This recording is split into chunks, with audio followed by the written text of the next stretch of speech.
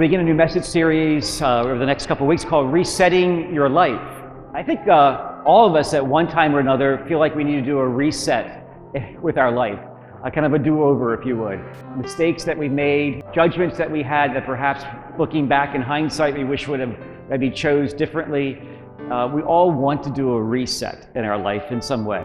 So we'll be looking at resetting our view of ourselves today. That's what our relationship with the truth, who is a person, Jesus Christ, is to be about. Let's say before marrying your wife, you read a book about her, okay? And at the end of the book, you said, my, that is a wonderful woman. That's someone I'd like to marry. And you do, you marry her. And 40 years later, you say this, I know she is a wonderful person. You see, you went simply from reading about her, a wonderful thing, to relating to her and encountering her, where you say, I know she's a wonderful person. Social reformers were driven by the fact that the human person is noble in God's sight. But what they also came to understand too is the line separating good from evil does not pass through states or classes of people or political parties, but right through the human heart. That's where the battle is between good and evil. Margarita Lasky, she's a humanist, which means she doesn't believe in God at all, was in a TV debate with a Christian.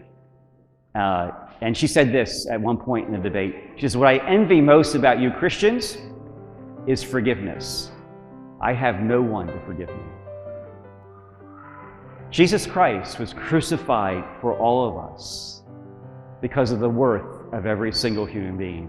He paid the penalty for all the things that you and I have done wrong. He died to remove guilt, free us from our addictions, from our fears, and overcome the power of death. When he rose from the dead, he promised abundant life poured out upon all who will call upon him and trust in him. Paul Tillich, a theologian, said once that human beings fear three things. They fear guilt, they fear meaninglessness, meaning their life has no purpose or direction, and they fear death.